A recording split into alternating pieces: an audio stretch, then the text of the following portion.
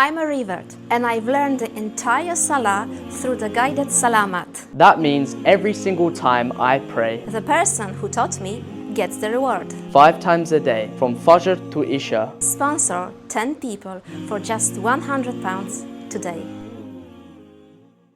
Assalamu alaikum guys, and welcome to another episode of Smile to Jannah. I'm sure you heard of the attack that took place,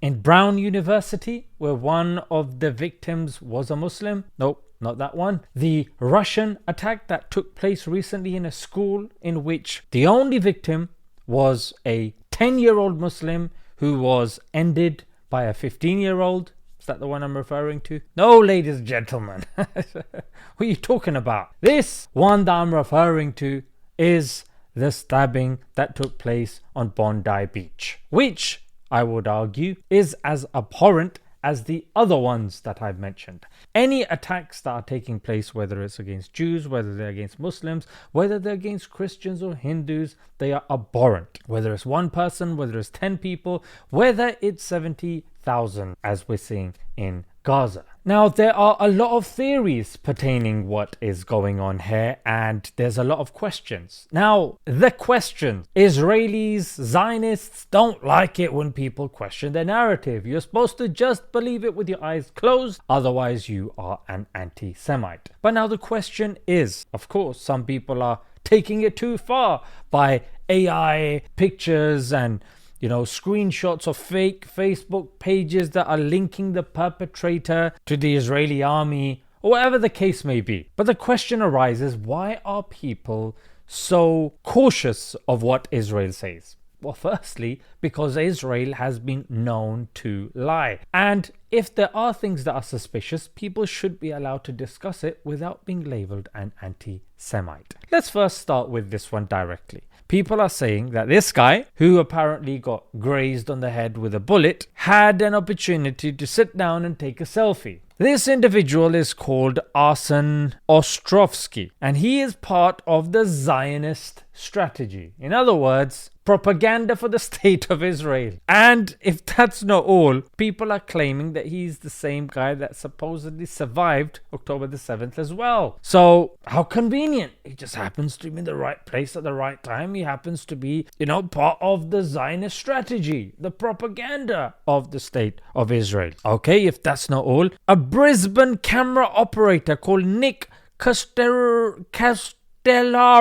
He cannot read. He happened to be there as well with his camera. How handy. This individual, as you can see, is the, freelance cameraman for ABC Australia 7 Network and all of these. He just happened to be there firsthand. Is this enough for you to say that it's been faked? It's a false flag? No, but it's incredibly suspicious, ladies and gentlemen. That's what people are saying. Especially when you take the motto of Mossad, which is the secret service of Israel. They literally say, by way of deception, you shall engage in war. Bi tahabulut ta'ase leka milchama. What?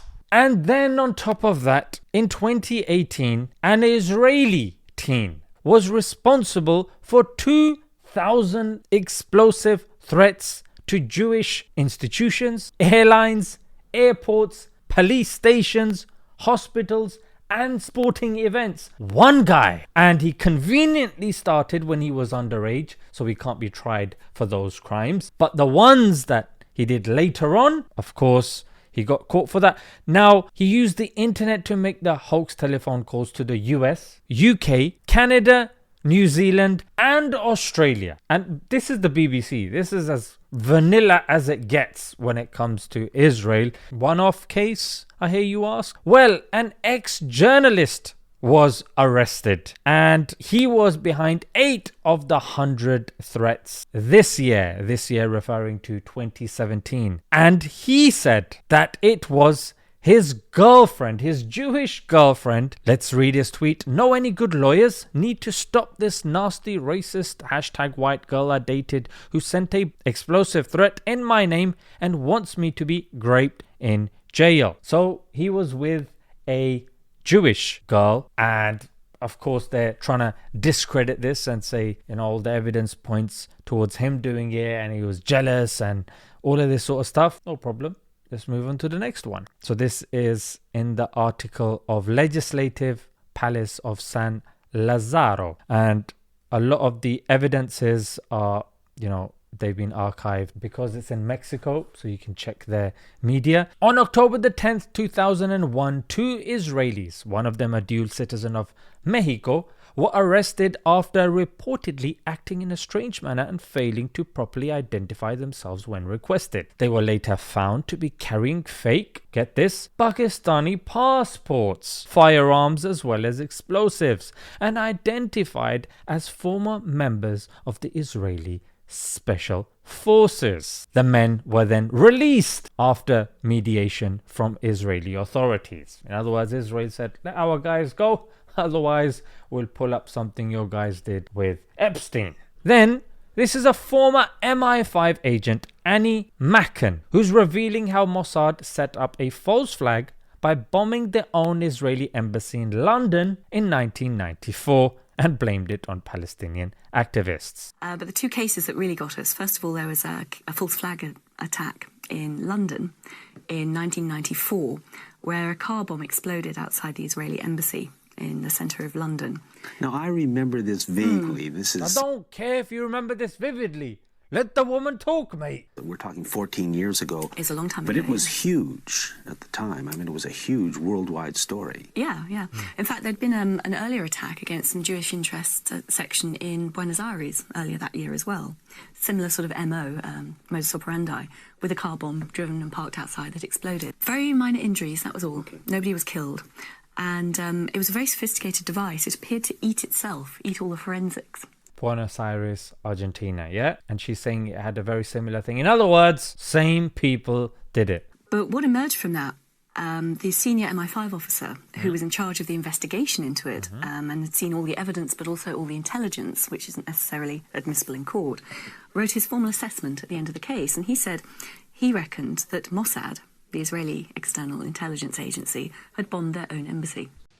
Hey, landlord, do I detect a hazardous stairwell?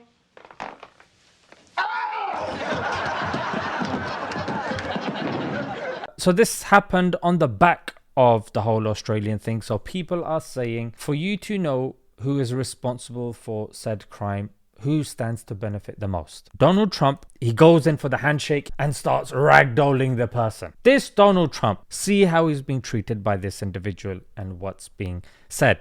I want you to really pay attention to the body language. Look how he's gripsing up the president of the United States, the leader of the free world, the most powerful country in the world. Let's see. 6 years ago, I was up and I said, this is our first Jewish president. It's true. Now he's the first. It's true. The first Jewish president. And he goes, it's true. And look at his hands, yeah? It's true. Just shaking him about like, go on, boy. Say it's true. And I said, this is our first Jewish president. Go on. Speak, boy, speak. It's true, sir. It's true. It's true. Now he's the first Jewish president to serve 2. Look at his head. Head down. Yes, sir. Please don't grip me any harder. This is embarrassing. My child's in the front row, sir. Please. Not consecutive. Very interesting use of body language. Yeah? Very interesting use of body language. Yeah, I'm here in front of the world.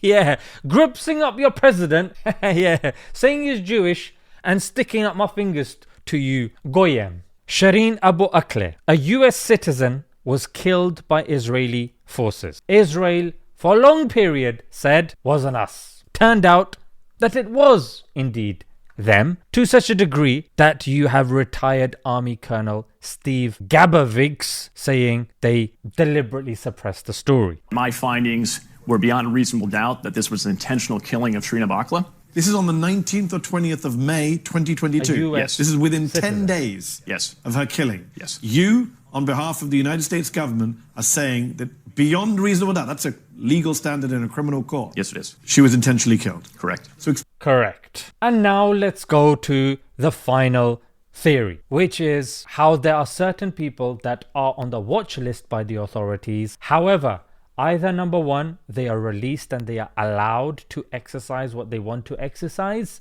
That's number one. Or number two, they already have that mindset and they are pushed over the edge or facilitated by the secret services. We already know about Shamima Begum. Canada and UK accused of covering up involvement of double agent in British teenagers' recruitment for IS. She was smuggled by a Canadian spy and the UK knew about it. And the court found that in fact it was the AFP that was radicalising the child. And I'll read you the conclusion from the magistrate. That is the Australian Federal Police. The radicalisation was happening as a result of the actions of your own officers. Do you accept the magistrate's finding? Listen, we acknowledge the magistrate's finding, we accept the finding, but... We acknowledge it and we accept it. Acknowledge and accept what? So you're radicalising the kids. They are radicalising the kid. Hang on a minute. You're radicalising a 13-year-old boy with autism. A 13-year-old boy with autism. Sorry, you're gonna have to excuse that woman that's just butting in, because he's trying to get to the nub of the issue. He's trying to get to the bottom of it, and he is rightfully outraged by it. But I don't know, she can't shut her mouth. Has anyone been held to account? Have you been held to account? Okay. Has the undercover operatives been held to account? Has anyone been held to account for this? Final question. So just in relation to that question, it was not our position, not our intent to You did it. If you can let me finish the question, Senator. The person was on the path to radicalisation long before we became involved, long before Victoria Police came in. In other words, he already had those tendencies. We just pushed him over the edge. That's what we did.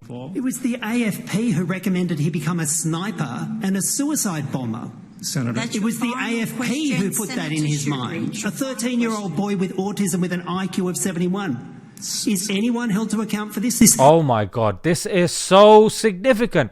A kid that already has radicalization, tendencies is now being pushed over the edge by the Australian police. He's a guy with autism. He's got a low IQ, like he doesn't really know what's going on. And on top of that, he's been encouraged. Oh yeah. What about a sniper? Is that the weapon that you want to use when you're going to carry it out? And then he's like, sorry, can I finish my response? No, you can't, you moron. Because no one's been held to account. This guy is rightfully outraged and is being told to shut up. He's been told, can I just finish, please? Yeah, making the excuse that no one gives a toss about. We want to hear this guy. Obscene abuse of power and authority. So, Senator, that was not our intent. Oh, that was not our intent. But previously he goes, right, but that's what you did. My intention wasn't to choke slam him, but you did. Yes. Getting hung up on details here. That is why there is so much skepticism when it comes to Israel, especially on the back of their genocide and them lying day in, day out about what's going on there. Let's leave it there, guys. Until next time, Assalamu alaikum.